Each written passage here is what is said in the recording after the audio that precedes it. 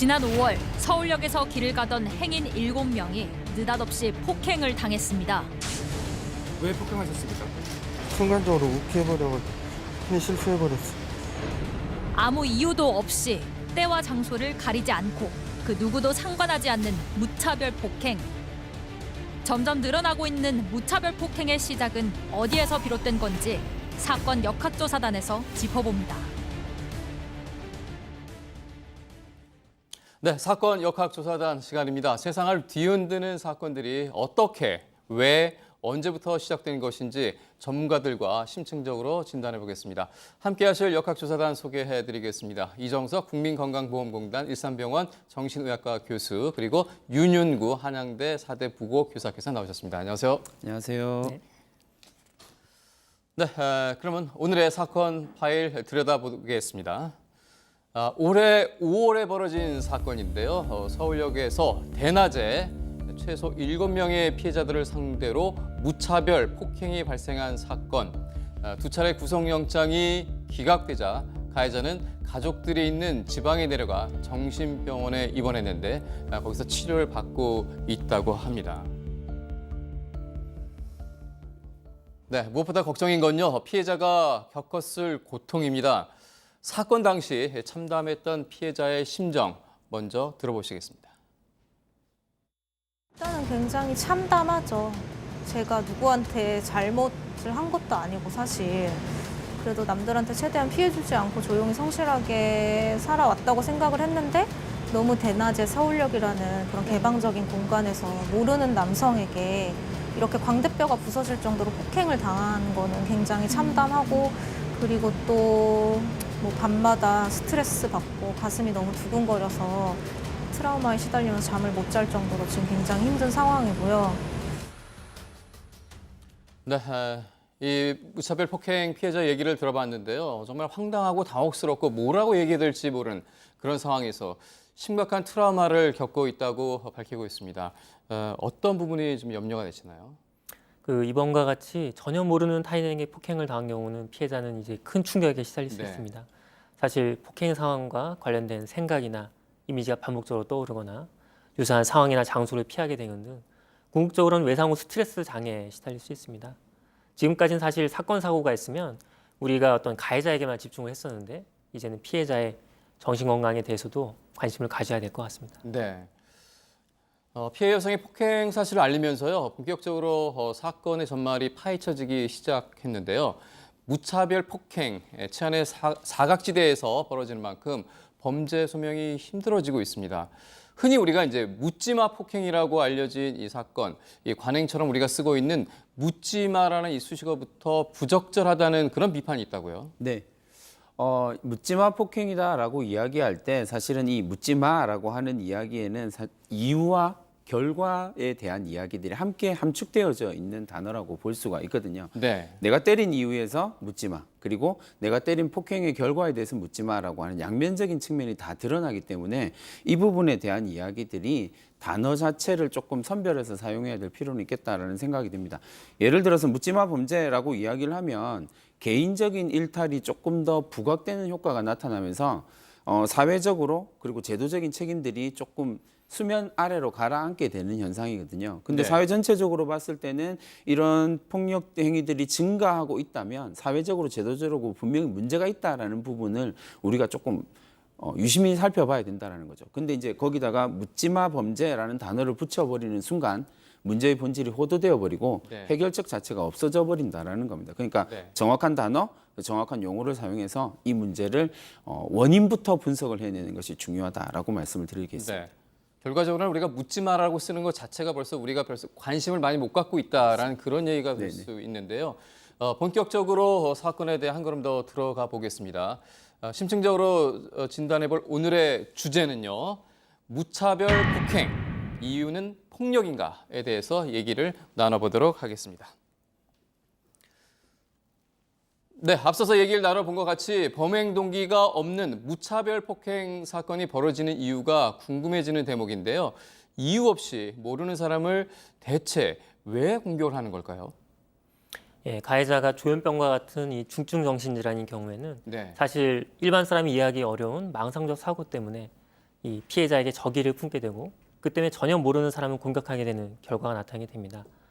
또 이제 가해자가 중증 정신질환이 아닌 경우에는 이전부터 이제 대인관계에서 실패하고 사회에 적응하지 못하고 그래서 사회에 대한 막연한 적의가 있다가 어떠한 사소한 자극 때문에 분노가 폭발하면서 폭력을 휘두르게 되는 경우가 있겠습니다. 네. 아직까지도요. 사실 그 서울역 무차별 폭행의 가해자는 불구속 상태로 범죄 소명을 다하지 못한 상황입니다.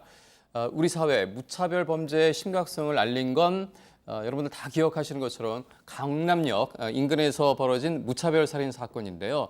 당시 사건을 통해 끊이질 않는 무차별 범죄의 원인을 집중 분석해 보도록 하겠습니다.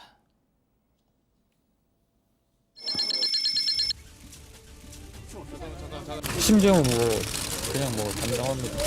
개인적으로 원한이나 감정은 없기 때문에 이제 어쨌든 희생이 됐기 때문에 마음이 좀 미안하고 송구스러운 마음은 가지고 있습니다. 잔인하게 살해할 정도의 그 원한 관계가 있었는지 부분을 좀 집중적으로 물어봤었는데 본인은 좀 전혀 면식이 없었다는 거예요.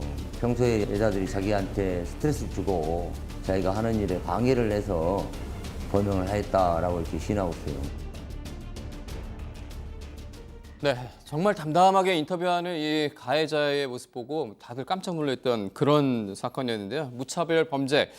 이 사건 당시 당당한 가해자의 태도가 상당히 충격적이었는데요. 이와 같은 범죄가 정신질환의 하나라고 볼 수가 있을까요? 저희가 흔히 묻지마 범죄, 무차별 네. 폭행하면은 사실 정신질환 그 중에서도 분노조절 장애 얘기를 많이 합니다. 근데 사실 분노조절 장애는 어떤 공식적인 정신과 진단명은 아니고요. 네. 그야 가장 유사한 것이 이제 간헐적 폭발 장애가 되겠습니다. 이는 이제 사소한 자극에도 사람이나 어떤 재산에게 폭력 행위를 하는 것 같이 분노 폭발을 보이는 건 특징인데 보통 청소년기에 시작이 돼서 만성화되는 게 특징인데요. 사실은 우리가 매스컴에서 보는 많은 어떤 가해자들이 이에 해당되지는 않습니다. 그리고 이제 중증 정신질환 중에서 대표적인 것이 이제 조현병인데 네. 조현병은 주로 망상, 환각, 그리고 와해된 언어, 정서적 둔감 같은 증상을 보이고요. 예후가 좋지 않고 이 만성적인 경과를 보이는 경우가 많습니다. 네. 근데 사실은 이제 꾸준히 치료를 잘 받으면 폭력성 영향을 보이는 경우가 많지는 않은데 꾸준히 치료를 잘 받지 않거나 아니면 약물 남용이 동반되거나 이런 경우에는 폭력성 영향에 문제가 있는 것으로 알려져 있습니다. 네. 그리고 또 우리가 많이 보는 것이 인격장애 중에서 반사회적 인격장애인데 이건 우리가 흔히 말하는 이제 사이코패스나 소시오패스와 유사한 정신 장애이고요. 반복적으로 다른 사람에 해를 끼치지만 죄책감을 느끼지 못하고 어떤 범죄 행위, 무책임성 그리고 거짓말 같은 것이 특징이 되겠습니다. 네. 그 부분도 우리가 좀 정확히 좀 잘 판단을 해야 될 것 같은데요. 범죄를 저지르고 나서 정신병적인 자기 병력이 있다 이런 쪽으로 피해가려는 그런 도구로 사용되는 부분들이 분명히 또 있어 보이는데 무차별 폭행의 가해자들 유독 약자를 범행 대상으로 삼는 그런 이유가 뭘까요? 이런 유사한 사례들이 조금 많은 편입니다. 지난 7월에도 7월 10일 이제 경남 사천에서도 유사한 사건들이 일어났었거든요. 네. 만취한 남성이 젊은 여성을 따라가서 2층 집까지 따라 올라가가지고 그리고 이제 이렇게 비밀번호를 누르는 순간에 막 욕하고 폭행을 하는 그런 상황들이 이어지기도 했었거든요. 그러니까 그런 일들이 일어나는 것들을 보면 우리 사회에서 이런 사회적 약자에 대한 폭력이라고 하는 것, 무차별 폭행이라고 하는 것이 조금 빈번하게 일어나는 경향이 있다라고 하는 부분들을 꼭 말씀을 드리고 싶고요. 무차별 폭력이다, 폭행이다라고 이야기를 하는 건 크게 이제 유형별로 나누면 한 세 가지 정도로 나누어서 이야기를 할 수가 있을 것 같아요. 첫 번째는 이제 교수님께서 이야기하셨던 것처럼 화풀이에 의한 범죄, 이제 간헐적인 폭발 장애라고 이야기를 하는 화풀이에 의한 범죄 정도가 될 거고요.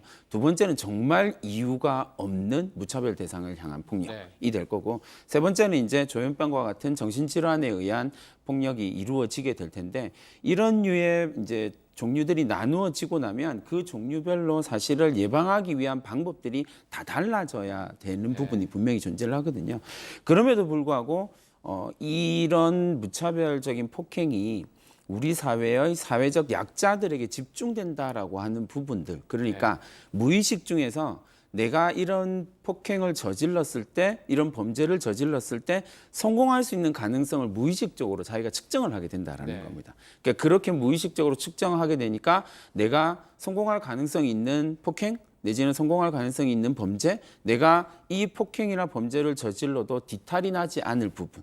그러니까 그런 사회적인 문제들이 좀 있기 때문에 그런 부분에 대한 대처가 좀 필요하다라는 부분을 말씀을 드리고 싶습니다. 네.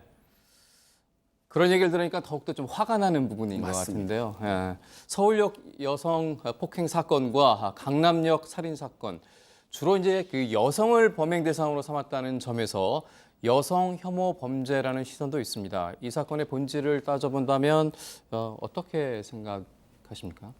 이 강남역 사건의 경우는 이 여성을 대상으로 아주 잔혹한 범죄가 저질러지긴 했지만 네. 사실 어떤 조현병 환자의 비이성적인 망상의 대상이 여성일 뿐 이 어떤 사회적 분위기 영향을 받았다고 단정짓기는 어려울 것 같습니다. 네. 사실 조현병 환자 망상의 어떤 대상은 어떤 개인의 기존의 경험이나 어떤 신념 때문에 결정이 돼서 어떤 정부 기관이라든지 특정 기업이라든지 외국인 같이 종잡을 수 없이 달라질 수 있습니다. 그래서 어떤 한 케이스만 가지고 단정짓기는 어렵고 이러한 케이스가 계속 반복이 된다면 아무래도 사회적 분위기 영향을 받았다라고도 말할 수 있을 것 같습니다. 네. 최근에요. 이유 없이 화를 내거나 폭력을 행사하는 이런 사례들이 좀 늘고 있는데요. 코로나19 이 상황에서 코로나19 우울증을 넘어서 분노로 간다 이런 얘기도 많이 있는데 예전보다 이런 현상이 좀 늘어나는 이유는 좀 어떻게 우리가 얘기할 수 있을까요? 그 2017년에 건강보험심사평가원에서 이 통계를 냈었는데요. 사실 분노 같은 충동 조절에 관계되는 습관 및 충동장애 이 치료받는 사람들이 점점 늘어가는 추세라고 합니다. 네. 사실 이유가 여러 가지 있겠습니다만 우리 학교, 직장 내에서 무한 경쟁 때문에 개인이 많은 스트레스를 받는데 그 스트레스를 배출할 수 있는 출구는 많지 않고요. 또 우리 사회가 중증 정신질환자들의 치료와 재활에 그동안 많은 관심을 쏟지 않은 것이 그 이유 중 하나가 되겠습니다. 네. 결국 우리들이 이제 스트레스를 사람과 사람이 함께하면서 건강하게 아주 긍정적으로 풀어야 되는데 이런 어떤 이 소통의 단절이 이런 무차별 범죄로까지 이어지게 하는 건 아닌가 하는 이런 생각이 또 들게 되는데요. 이제 실제로 우리 사회가 이제 옥스퍼드 그 영어 사전에 등재될 합병이라고 하는 독특한 병이 등재가 된 네. 것처럼 우리 사회라고 하는 것이 우리 사회에서 이런 다양한 사례들을 통해서 화병이라고 하는 것이 한국 사회가 가지고 있는 어떤 문화 연계된 증후군이 아닐까라고 하는 연구도 실제로 진행이 되고 있거든요.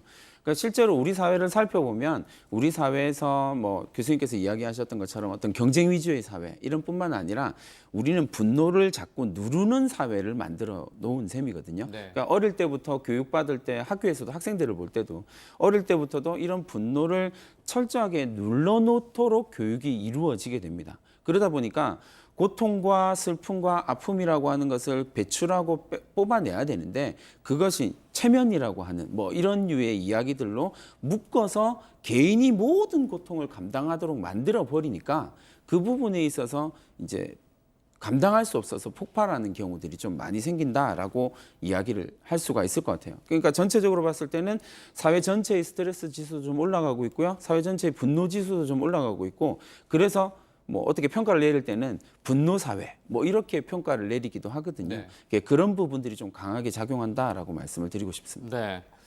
자, 그럼 이제 이정석 교수님과 윤윤구 선생님과 함께 본격적으로 사건에 대한 좀 처방을 좀 내려보도록 하겠습니다. 오늘 또 각자 칠판에 처방에 대한 키워드를 써 주셨는데요. 한번 칠판 한번 들어봐 주시고 저희가 좀 확인을 해보도록 하겠습니다. 이정석 교수님은 말씀해 주시면서 설명을 좀 해주시죠. 네, 저는 이제 국가 책임제라고 썼습니다. 네. 사실 왜 이렇게 썼냐면은 현 정부가 이제 치매 국가 책임제 얘기를 했잖아요. 네. 사실 물론 치매가 매우 심각한 질환이고 환자하고 가족이 많은 고통을 받는 질환이긴 한데 사실 중증 정신질환도 매우 큰 고통을 안겨줍니다. 사실 20, 30대 아주 젊은 시절부터 거의 평생을 바라봐야 되는 질환인데요. 지금까지도 이제 많이 어떤 치료의 책임이 주로 환자의 가족에게 넘어가 있었습니다. 네. 환자의 가족들이 어떤 경우에는 이제 폭행의 위협까지 받으면서 치료에 애쓰고 있는데 이제 국가에서 가족 대신에 환자의 치료와 재활에 대해서 힘써줘야 되는 때가 아닌가 생각을 합니다. 네, 말씀해 주신 것처럼 치매 국가 책임제 얘기가 나와서 많은 분들이 거기에 대해서 관심을 갖고 분위기가 좀 환기됐던 그런 네네. 기억이 있는데요. 국가 책임제, 나라에서 이제 신경을 더 많이 써야 될 그런 때가 된 것 같습니다. 우리 또 윤윤구 선생님 말씀해 주시죠. 저는 이제 무차별 범죄에 대한 이야기들을 하면서 예방을 하기 위해서 공론장이라고 하는 부분을 좀 강조를 드리고 싶습니다. 네. 왜냐하면 우리가 우리 사회 문제를 해결하기 위해서는 합리적인 과정을 좀 거쳐가야 되는데 그런 합리적인 과정을 거쳐가기 위해서 필요한 게 뭐냐면 문제를 문제로 인정을 해야 된다라는 겁니다. 사실 이런 무차별 범죄뿐만 아니라 우리가 당면하고 있는 많은 사회 문제들을 우리가 쉬쉬하고 넘어가는 경향이 있기 때문에 이 문제는 점점 증폭되거든요. 그러니까 교수님께서 말씀하셨던 것처럼 우리는 정신질환자에 대한 이야기들을 꺼낼 때 좀 터부시하는 부분이 분명히 나타나고 있다는 네. 거죠.